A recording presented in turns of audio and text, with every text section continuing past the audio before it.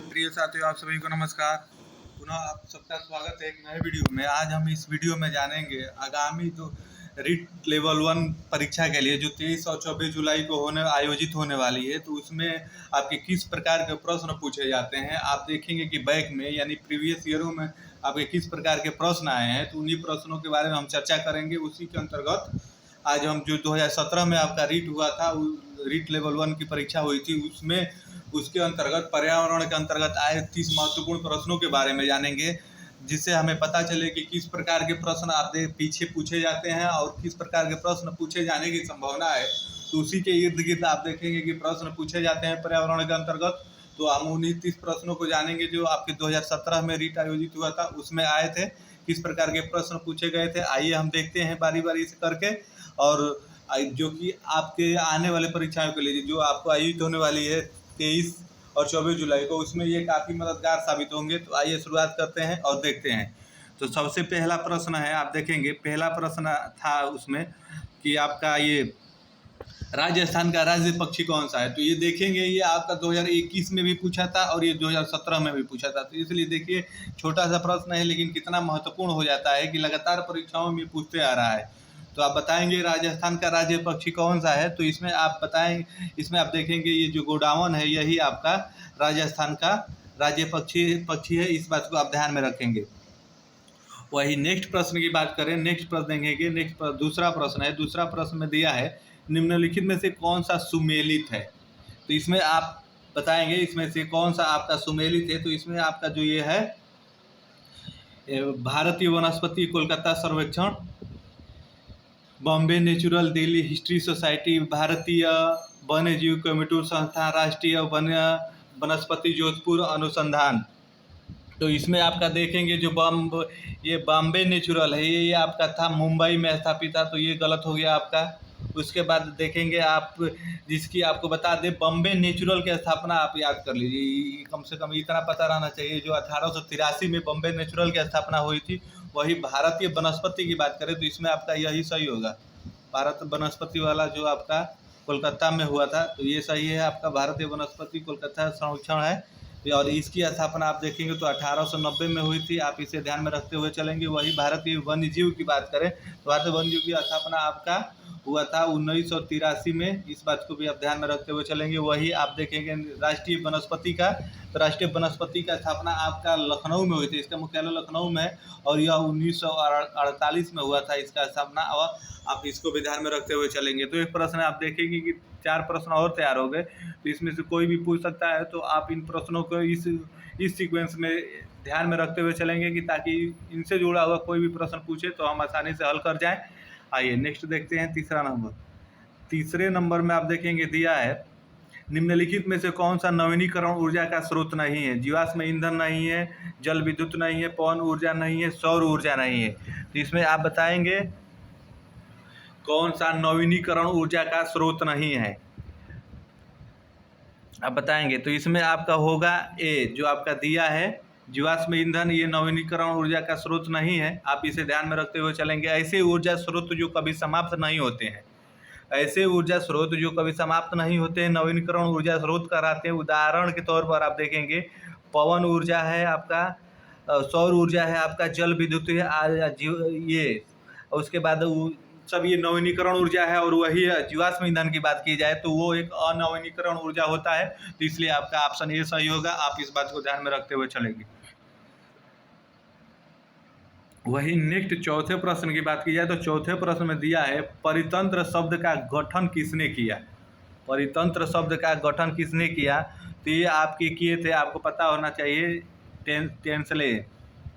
Option C में जो दिया है एजी टेंसले, वही आपका सही होगा। टेंसले ने 1935 में सर्वप्रथम परितंत्र शब्द का प्रयोग किया था। आप इस बात को ध्यान में रखेंगे।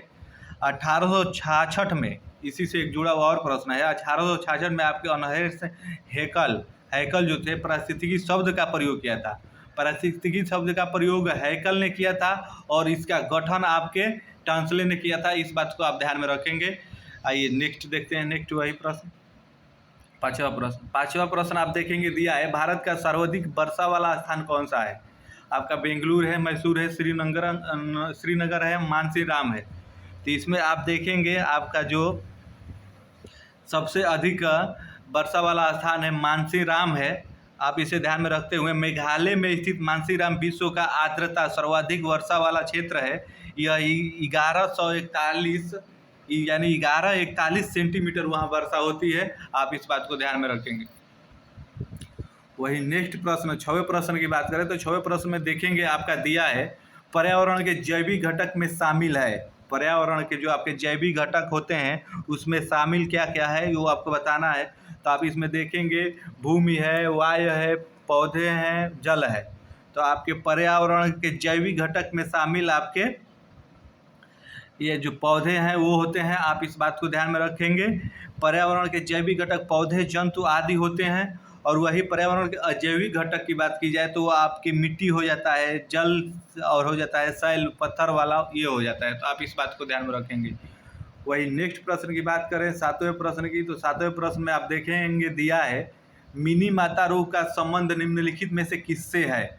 मिनी माता जो रोग होता है उसका संबंध किससे है। तो आप इसमें ध्यान में रखेंगे मिनी माता रोग का संबंध आपका ईजी प्रदूषण से है। इस बात को आप ध्यान में रखेंगे। मिनी माता रोग ईजी प्रदूषण के कारण होता है, जबकि इटाई रोग का कारण कैंडियम यानी सीडी होता है। इस बात को ध्यान में रखते हुए चलेंगे। वही नेक्स्ट प्रश्न 8वें प्रश्न की बात करें तो 8वां प्रश्न देखेंगे दिया है निम्नलिखित में से अप्रेक्षित शिक्षण सामग्री कौन सी है। आप इस बात को बताएंगे, इस प्रश्न को बताएंगे। निम्नलिखित में से आपकी अपेक्षित शिक्षण सामग्री कौन सी है। आपकी फिल्म स्क्रिप्ट है कि चार्ट है कि चित्र विस्तारक यंत्र है कि स्लाइड है। तो इसमें आप देखेंगे तो आपका होगा जो ये फिल्म स्क्रिप्ट है यही आपका अपेक्षित शिक्षण सामग्री है। इस बात को आप ध्यान में रखेंगे। वही आइए जो इसमें आपका निम्नलिखित में से अप्रेक्षित सामग्री पूछा है ना, तो अप्रेक्षित सामग्री ये नहीं होगा। फिल्म स्ट्रिप और ये आपका स्लाइड और आपका ये हो जाता है विस्तारक यंत्र, ये प्रक्षेपित सामग्री हो जाता है। और ये चार्ट आपका अप्रेक्षित सामग्री हो जाता है। तो आप ध्यान में रखेंगे इसमें चार्ट होगा। इस बात को आप ध्यान में रखते हुए चलेंगे। वही नेक्स्ट 9वें प्रश्न की बात की जाए तो 9वें प्रश्न में आप देखेंगे दिया है निम्न छूट गया है। ये निम्नलिखित में से कौन सी गतिविधि पर्यावरण संरक्षण के संबंधित नहीं है। आप इस बात को ध्यान में रख बताएंगे इसको। वनोन्मूलन, प्राकृतिक संसाधनों का संरक्षण, बृहद पौधारोपण, जलाशयों की सफाई। तो इसमें आपका होगा ये जो वनोन्मूलन है यही है। आप इसको पर्यावरण गतिविधि संरक्षण से संबंधित नहीं है। आप इसको ध्यान में रखेंगे क्योंकि वनोन्मूलन से पेड़ काटे जाते हैं, हटाए जाते हैं, तो वो संरक्षण से संबंधित नहीं हुआ, इसलिए आपका ये ऑप्शन सही होगा। आप इस बात को ध्यान में रखेंगे। वही नेक्स्ट प्रश्न की बात करें 10वें प्रश्न में देखेंगे दिया है 2 ऑप्शन दूसरे पेज पे चला गया, उसको भी हम बताएंगे। इसमें आपका दिया है पर्यावरण शिक्षा में सामूहिक चर्चा से संबंधित शिक्षण कौन सी विधि है। आप इसको बताएंगे। भूमिका निर्वाह है, व्याख्यान है कि आपका वर्णन है कि विचार गोष्ठी है। तो इसमें आप देखेंगे कि इसमें आपका जो विचार ये गोष्ठी है वही आपका इसमें सही होगा। आप इसे इतना ही समझ लीजिए। इसे समझते हुए आगे निकलेंगे। ये आपका इसमें विचार गोष्ठी होगा। वही 11वें प्रश्न की बात की जाए तो 11वें प्रश्न में आप देखेंगे कि दिया है सतत एवं व्यापक मूल्यांकन का उद्देश्य है। सतत एवं व्यापक मूल्यांकन का उद्देश्य कौन सा है। तो इसमें आपका जो ऑप्शन दिया है उसमें देखेंगे तो आपका जो ये विद्यालय में उपस्थिति के समय बालक के प्रत्येक पहलू का मूल्यांकन करना, यही आपके सतत मूल्यांकन का उद्देश्य होना चाहिए। आप इस बात को ध्यान में रखेंगे। वही नेक्स्ट प्रश्न की बात की जाए 12वें प्रश्न की, तो 12वें प्रश्न में आप देखेंगे दिया है IEEP का पूर्ण नाम क्या है। IEEE का पूर्ण नाम क्या है। आप इसमें देखेंगे ऑप्शन देखेंगे तो इसमें आपका होगा ये international environmental education program. आपका जो ये बी दिया है ये सही होगा। आप इस बात को सीधा इतने ही ध्यान में रखेंगे, international environmental education program. आइए नेक्स्ट देखते हैं। नेक्स्ट प्रश्न देखेंगे। नेक्स्ट प्रश्न पहले देख लेते हैं। प्रश्न दिया है पर्यावरण अध्ययन शिक्षण के दौरान विद्यार्थी को शैक्षणिक उपलब्धि को देखने के लिए निम्नलिखित में से किस आकलन की सूचना का प्रयोग किया जाना नहीं चाहिए। तो इसमें आपका अवलोकन करना, चर्चा करना, प्रयोग करना, उपचारात्मक शिक्षण करना। तो इसमें आप देखेंगे आप प्रश्न पहले देखेंगे, उसमें से जो ये उपचारात्मक शिक्षण है यही आपका इसमें सही होगा। आप इस बात को ध्यान में रखते हुए चलेंगे। वही आइए नेक्स्ट देखते हैं। नेक्स्ट 14 नंबर देखते हैं। तो 14 नंबर देखेंगे तो 14 नंबर में आपका दिया है, निम्नलिखित में से कौन सी विशेषता अच्छे शिक्षण की नहीं है। तो आप ऑप्शन इसमें से देखेंगे तो इसमें आपका होगा ये जो विकल्प सी दिया है, अच्छा शिक्षण मूल्यांकन पर आधारित नहीं होता है, तो यही आपका सही होगा। इस बात को आप ध्यान में रखते हुए चलेंगे। आइए नेक्स्ट देखते हैं। नेक्स्ट देखेंगे 15वां नंबर में दिया है, निम्नलिखित में से कौन सा विकल्प पर्यावरण अध्ययन की विषय वस्तु में सम्मिलित नहीं किया जाता है। आपका वन संरक्षण सम्मिलित नहीं किया जाता है, राजनीतिक संरक्षण नहीं किया जाता है, जल संरक्षण नहीं किया जाता है, कि मृदा संरक्षण नहीं किया जाता है। तो इसमें आपका होगा ऑप्शन, तो देखेंगे तो इसमें आपका होगा राजनीतिक संरक्षण। राजनीतिक संरक्षण का कोई संबंध नहीं होता है आपके पर्यावरण अध्ययन में पर्यावरण संरक्षण से, तो इसमें आपका राजनीतिक संरक्षण होगा। तो वही आइए अब नेक्स्ट देखते हैं। नेक्स्ट प्रश्न देखेंगे तो नेक्स्ट प्रश्न में नीचे चला गया विकल्प, तो पहले इसको पढ़ लेते हैं। निम्नलिखित में से कौन सा नियम अधिगम के प्रयास व त्रुटि सिद्धांत से संबंधित नहीं है। अधिगम के त्रुटि और प्रयास के सिद्धांत से संबंधित नहीं है। आपके ऑप्शन दिए हैं, पुनर्बलन का सिद्धांत, तत्परता का सिद्धांत, अभ्यास का सिद्धांत, प्रभाव का सिद्धांत। तो इसमें आप देखेंगे जो त्रुटि का दिया है, आपके प्रश्न था कि निम्नलिखित अधिगम में से प्रयास और त्रुटि का सिद्धांत संबंधित नहीं है, तो इसमें आपका होगा ये पुनर्बलन का सिद्धांत आपका इससे संबंधित नहीं है। आप इस बात को ध्यान में रखेंगे। वही नेक्स्ट प्रश्न की भी बात की जाए 17वें प्रश्न की, तो 17वें प्रश्न में आप देखेंगे दिया है, भारत में बाल श्रम को प्रतिबंधित करने के लिए बाल श्रम अधिनियम किस वर्ष पारित किया गया। भारत में बाल श्रम को प्रतिबंधित करने के लिए बाल श्रम अधिनियम किस वर्ष पारित किया गया। तो ये आपके ऑप्शन है 1938, 1988, 1986, 2017। तो इसमें आपका जो होगा 1986, आप इसको ध्यान में रखेंगे। 1986 आपका सही होगा। 1986 में बाल श्रम अधिनियम पारित किया गया। भारतीय संविधान के अनुच्छेद 24 के अनुसार 14 वर्ष से कम आयु के बालकों को फैक्ट्री आदि में नियोजन एकदम प्रतिबंधित कर दिया गया। तो आप इस बात को ध्यान में रखेंगे।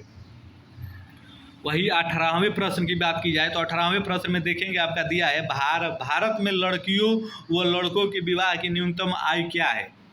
16 वर्ष, 18 वर्ष, 18 वर्ष, 21 वर्ष, 18 वर्ष, 18 वर्ष, 21 वर्ष और 21 वर्ष। तो इसमें आप देखेंगे आपका होगा जो बी, ये बी है 18 वर्ष और 21 वर्ष। तो यही आपका सही होगा।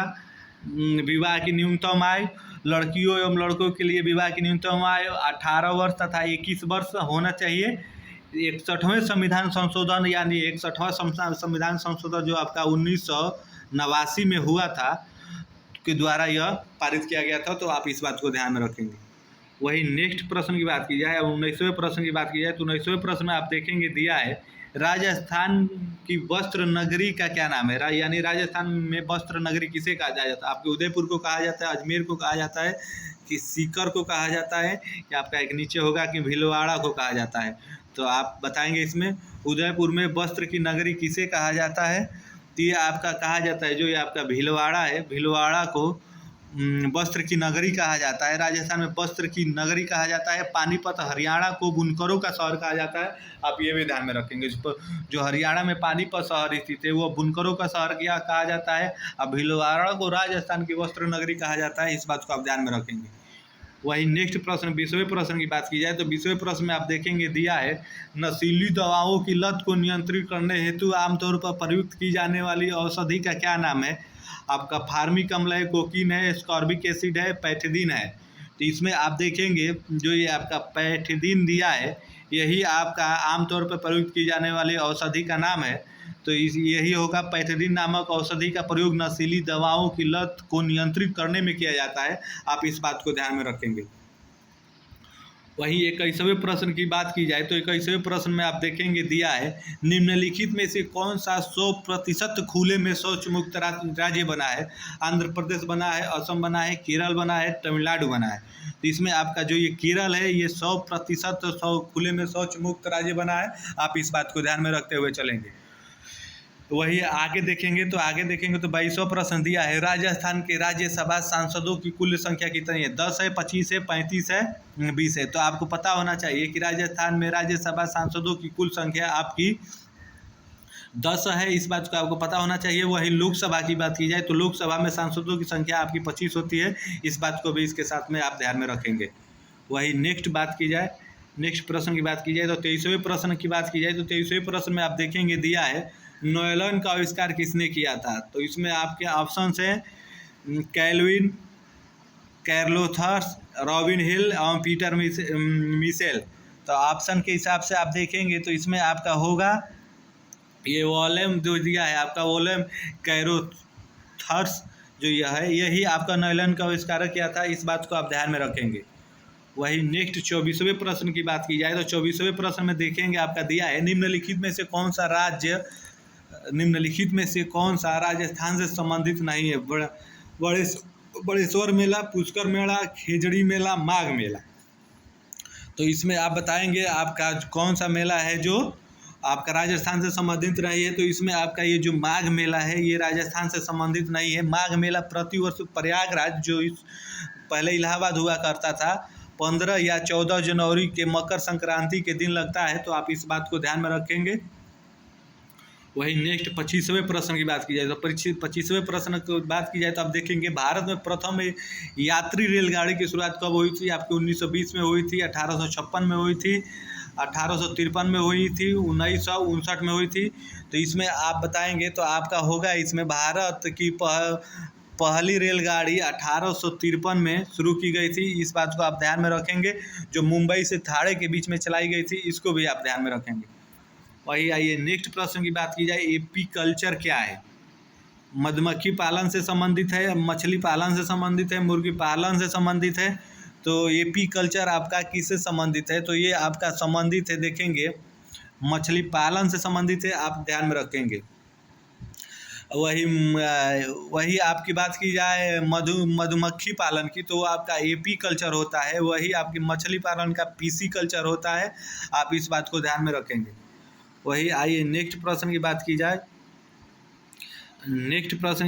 तो नेक्स्ट प्रश्न आपका दिया है, देखेंगे कि झामर कोटाड़ा खदान प्रसिद्ध है किसके लिए? तांबा के लिए प्रसिद्ध है, राख फास्फेट के लिए प्रसिद्ध है, जिंक के लिए प्रसिद्ध है, यूरेनियम के लिए प्रसिद्ध है। तो ये आप देखेंगे जो ये आपका झारम कोटड़ा खदान प्रसिद्ध है, तो ये आपका प्रसिद्ध है, ये आपका ये जो रॉक फॉस्फेट है इसके लिए ये प्रसिद्ध है, आप इस बात को ध्यान में रखेंगे। वही आइए नेक्स्ट प्रश्न की बात की जाए तो देखेंगे इसमें दिया है, निम्नलिखित में से कौन सा रोग संक्रामक रोग है? मधुमेह है, हृदयघात है, उच्च रक्तचाप है, डिप्थीरिया है। तो इसमें आप देखेंगे आपका जो ये डिप्थीरिया दिया है यही संक्रामक रोग है।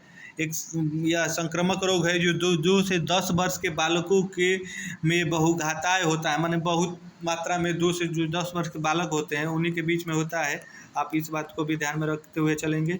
वही आइए नेक्स्ट प्रश्न देखेंगे तो नेक्स्ट प्रश्न देखेंगे आपका 29वां दिया है, निम्नलिखित में से कौन सा परीक्षण HIV के प्रत्यक्ष संबंधित है? आपका विडाल है, MP है, ESR है, एलिसा है। तो इसमें आपका होगा इसमें दिया है HIV से संबंधित कौन सा है? तो आपका जो ये एलिसा परीक्षण होता है आप यही संबंधित होता है, HIV जैसे संबंधित होता है।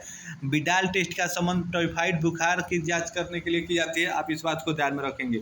वही नेक्स्ट एवं अंतिम 30वां प्रश्न की बात की जाए तो 30वां प्रश्न आप देखेंगे दिया है, भारत में पल्स पोलियो टीकाकरण कार्यक्रम का कब आरंभ किया गया था? आपका 1985 में किया गया था, 2005 में किया गया था, 1995 में किया गया था, 1990 में किया गया था। तो ये आपका 1995 दिया है, 1995 में पल्स पोलियो टीकाकरण का शुभारंभ किया गया था। तो ये रहे कुछ महत्वपूर्ण प्रश्न जो आप देखेंगे रीट 2017 में जो आयोजित किया था प्राथमिक लेवल का, उसमें पर्यावरण के अंतर्गत यही 30 प्रश्न पूछे गए थे जो आपके लिए काफ़ी महत्वपूर्ण हो जाते हैं। अगर रीट का आपने फॉर्म अप्लाई किया है और रीट की तैयारी कर रहे हैं और पेपर देने वाले हैं तो आपके लिए प्रीवियस ईयर देखना ही बहुत महत्वपूर्ण हो जाता है, क्योंकि कभी कभी आप देखेंगे कि प्रीवियस ईयर के प्रश्न दोहरा देते हैं। तो अगर आप प्रीवियस ईयर देख के जाए रहेंगे तो आप आसानी से उसको कर जाएंगे, इसलिए आपके लिए प्रीवियस ईयर काफ़ी महत्वपूर्ण हो जाता है।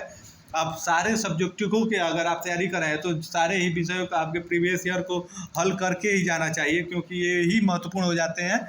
तो आपको ये वीडियो कैसी लगी? अगर वीडियो थोड़ी भी अच्छी लगी हो तो प्लीज़ वीडियो को लाइक करिएगा, चैनल को सब्सक्राइब करिएगा, ताकि ऐसी ही वीडियो आपके प्रीवियस ईयर से जुड़ी और सबसे पहले आप तक इसका नोटिफिकेशन पहुंचता रहे।